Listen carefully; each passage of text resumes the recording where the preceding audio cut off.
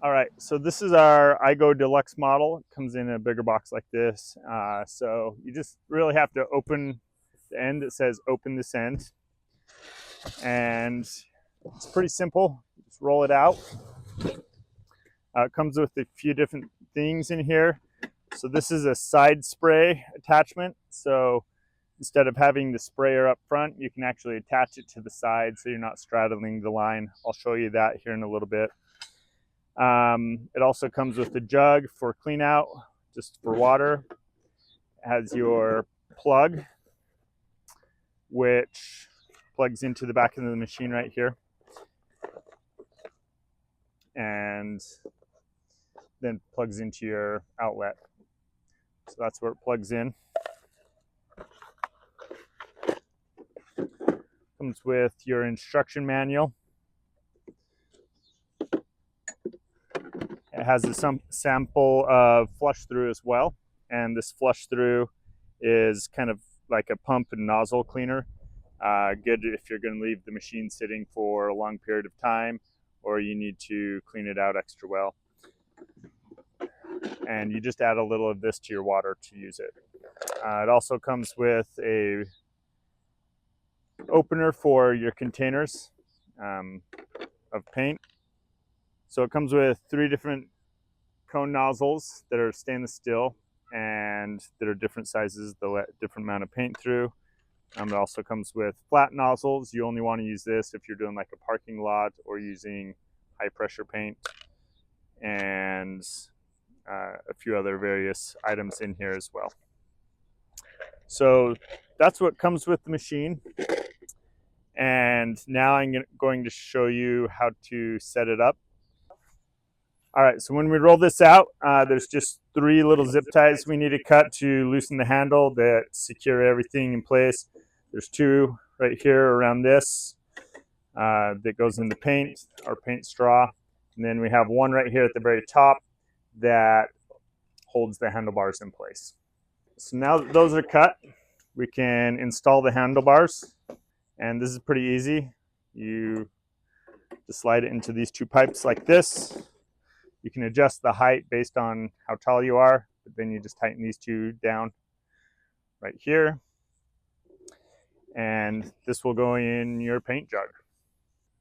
The last thing we need to do is pull off this cover and attach the battery. So it comes so that the positive is just taped here to the side, and all we have to do is put it in here and it's going to be ready to turn on and off.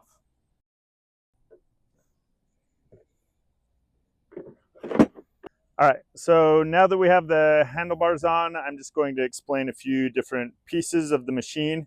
The other thing you want to do is twist these 2 little knobs, and you can slide this out so it's not right against your machine. You don't have to slide it far, and then tighten those back down.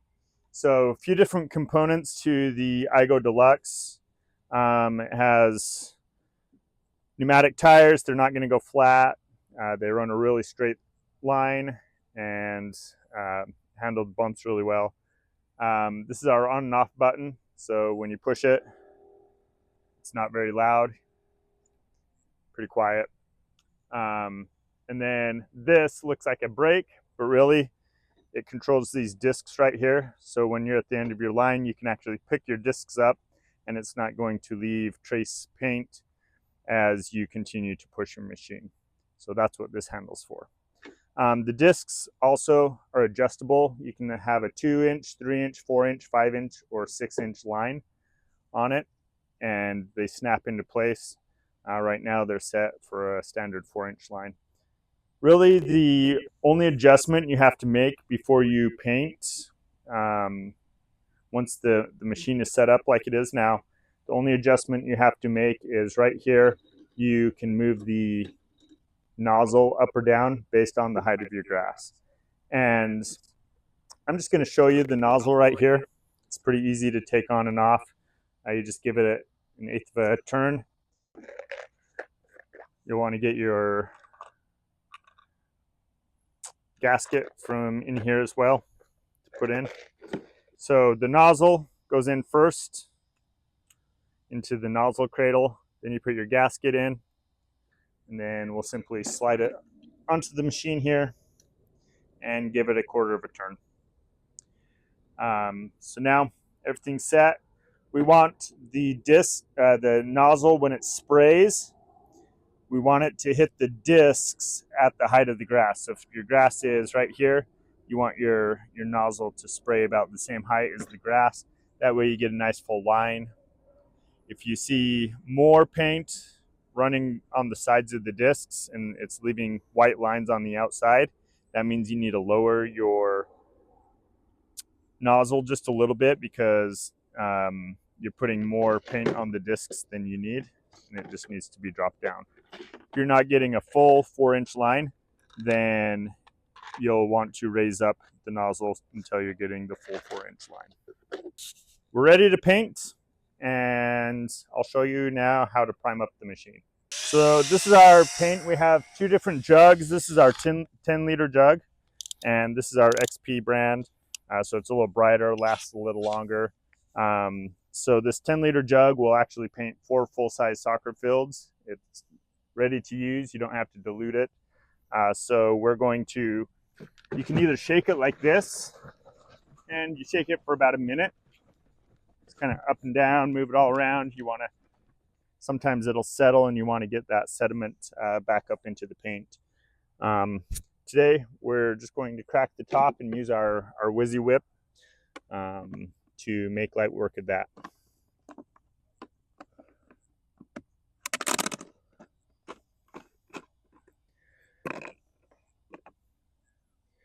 Use our bottle opener here.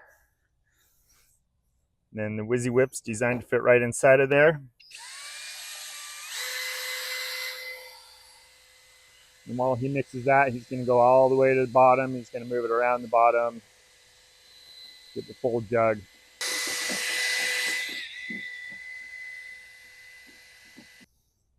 All right, so with this paint, with the bigger jug, you can either remove one of the sections here and put your paint in there, or you can lift this whole thing out and fit 2 of these full-size jugs in here so you can paint 8 fields all at once without stopping. So if you have a lot of fields, that's a nice benefit. You can just go for it. So I'm going to drop our paint in here, and I'm going to check it. What I do is I put it down in there, and I look and see if there's any paint on here that's like clumpy or not smooth. And if there is, I want to whip it a little more, but we're looking good. So we're gonna prime it up. Hit the button, and it's going to travel up the hose and into here. There's a little switch right here, and this switch will either turn it from this clean out hose to the nozzle. So if it's flat, it's going to come out the nozzle. If it's up, it's going to come out the clean out hose. So to prime it, I like to have it so it's up. I'm going to go ahead and turn it on, and you'll be able to follow the paint as it goes through here. There is an inline filter right here. So you can see it come up, go through. And once it gets right here, we're going to go ahead and turn it off again. We're going to flip this, and we're ready to go in our nozzle. So I'm just going to adjust the height for our grass so that we have the right height. All right, so you can see that the spray is hitting about the height of the grass on those blades, and so we're ready to paint.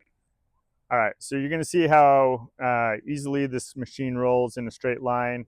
You also noticed how quickly we were able to go from box to painting, and that also includes mixing our paint. So here we go.